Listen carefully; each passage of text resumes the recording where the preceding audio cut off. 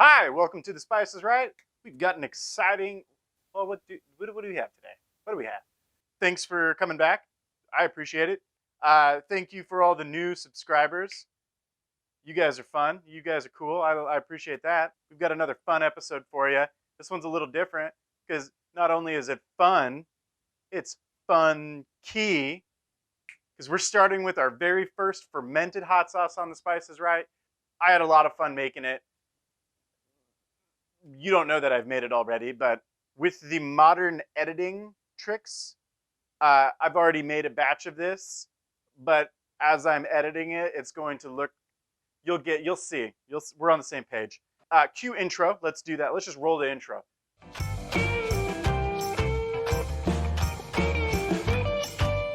All right, so we are going to make a fun fermented Red Fresno hot sauce. The only thing you guys are going to need is a pound of red Fresnos, 2 shallots. We're using a whole head of garlic, a really cool mason jar. You know, if you got one of them, congrats, you've made it. Along with our ingredients and our really cool mason jar, you're going to be using a really fancy scale. This one's made by just a really cool company, you know, namesake Taylor. It's a great company. And what you're going to be using the scale for is just measuring out the salt. For our brine that we're going to ferment our peppers in. So this hot sauce, with the funkiness, with the fun, it is a breakfast taco requirement. Like, you should never eat a breakfast taco again without this hot sauce, or else you're just doing yourself a disservice and, you know, hang up the tortillas because you shouldn't even be making tacos. That's a Taylor guarantee, so there you go. Okay, so let's get started. We are going to be taking our pound of red Fresnos. We're going to just give them a quick chop. We're going to chop the top off, cut them in half, and then throw them into this really conveniently placed mason jar that's right here. Chop, chop, throw. We were just nailing it. All right, I'm going to go chop these, and I'll see you guys in a little bit. All right, so I have peeled and assembled. Okay, I haven't assembled. They're right here. So I've peeled and gathered 2 shallots. So what I'm going to go ahead and do is just give them a rough chop. We're not doing anything too fancy. We're just going to kind of break them down a little bit and throw them into the pepper bath. Just give it a quick ba-doom and maybe a ba-doom. They're good sound effects. I do all my own. Now we are going to add a whole new section to this flavor party, which is going to be a whole head of garlic.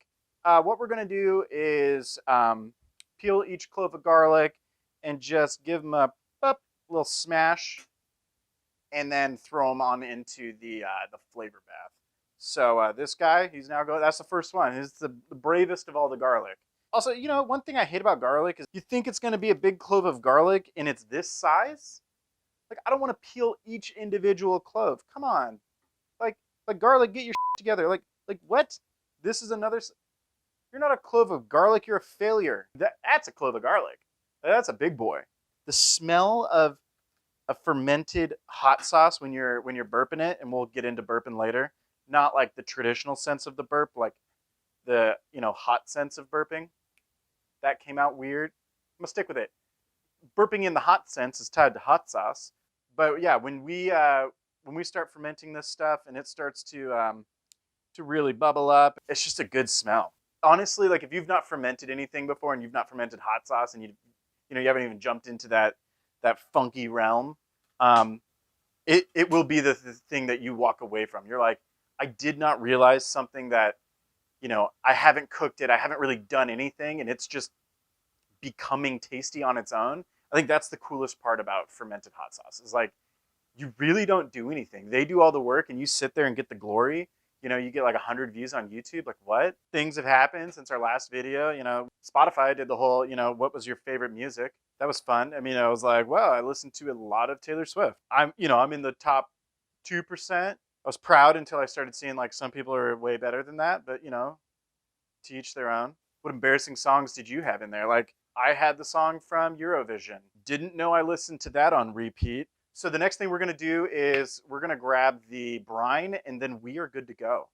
There's a lot of websites out there that'll just give you the recipe or the calculation to go do your brine percentage. Just use that. It's easy. you know, math is hard. So I'm doing 5 cups of water, which comes out to 24 grams of salt.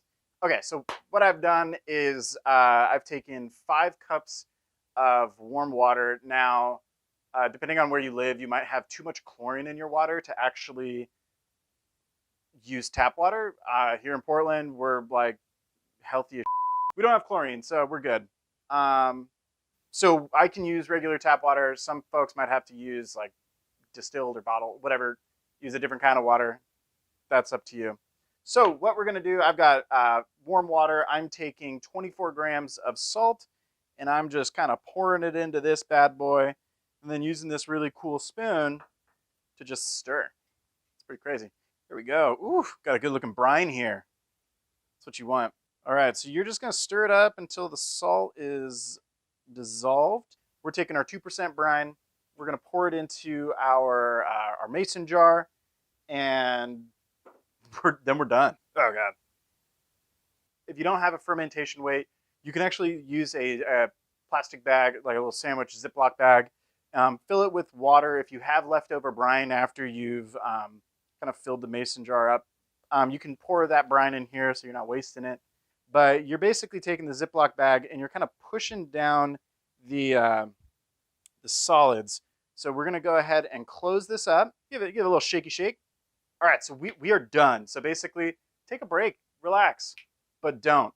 What you're going to need to do is burp this bad boy every day for the next 2 weeks. Every morning, wake up, boop, stay spicy and love you. See you in 2 weeks. But really 2 seconds because I've edited this with mastery. Woo! We're done. All right, it's been 2 weeks. Past Taylor, you threw one up for us. You alley-ooped it. We took that majestic alley-oop of an episode, which you did so great editing. Also, how are you doing, man? You know, I'm doing pretty good. You know, I'm glad I have a co-host like you. I think the same about you. Come on, you're just saying that. We're 2 peas in a pod. Spicy pod, that is. Just come on. Oh, you. Hope you're still looking gorgeous. All right, back on track. Okay, so if you're anything like me, you were excited every day to wake up, cute as a button, skip on over to your fermenting hot peppers, and give it a little beep, little burp. That was the best part of my day. And then right after I burped the fermenting peppers, I went back to bed so I could do it again the next day. I've had a very unproductive 2 weeks. So as you're burping it for the last 2 weeks, you'll notice that the brine, it starts to turn a little cloudy. That is a completely normal byproduct of the fermentation process. It shows signs of a healthy fermentation, so don't worry about that at all. And then also you might notice they call it comm yeast. It is not mold. Mold is fuzzy, and the comm yeast is just kind of a cloudy substance. Just little flecks, little speckles. Our next step is to strain out the peppers and separate the peppers from the brine. We're going to pour it through a fine mesh strainer, and then we are holding on to the brine because we're going to add that into the hot sauce as our liquid. I wish you guys could smell what I'm smelling right now. I mean, pepper toots are by far the best toots of the toots kingdom. They smell great. I'm sorry, but like, if somebody came into my house and just crop dusted and it smelled like this, I'd ask them to stay for dinner. Okay, cool. So our mixture, our brine, our fermentation goodness, it's going through the strainer, and let's go on this journey. Oh God, I'm nervous because this has been around for 2 weeks. I'm taking them out of their comfort zone. Get out of there, guys. Come on. God, I feel like a proud dad. My fermentation just graduated high school. So the next step during this process is just take our solids, and we're just kind of throwing them into the blender. Just going down the Pepper Express. It's gonna get hot. It's gonna get funky. All right, so next we've got the solids in the blender. We're gonna take a cup of brine and just throw that in there. So we are going to blend it. We're gonna start it on low and just kind of get it going. This is the most beautiful thing I've ever seen. And I've looked in the mirror. Kidding. I mean, if you can't have self-love, what can you have, So right now I'm just going to add another I've already added a cup of brine. I'm going to add half a cup here. See if we can thin it out a little more. Oh, God. You didn't see that. All right, so I'm actually going to pull another audible. I do this a couple times. And I'm going to add another half a cup of brine because I'm still trying to thin it out a little bit. And then this is personal preference. You can put, you can salt it to taste. So I'm just going to put a couple little dashes of sea salt in here. The last piece I'm going to do is I'm going to add a quarter of a cup of apple cider vinegar in here. We transferred the brine into a different container. We're actually going to hold on to it. It is amazing to kind of brine chicken in. It gives the chicken just a little bit of like a salty hotness. That's what we're going for on The Spice is Right, just salty hotness. Okay, so because we're not cooking the hot sauce, it's actually going to continue to ferment.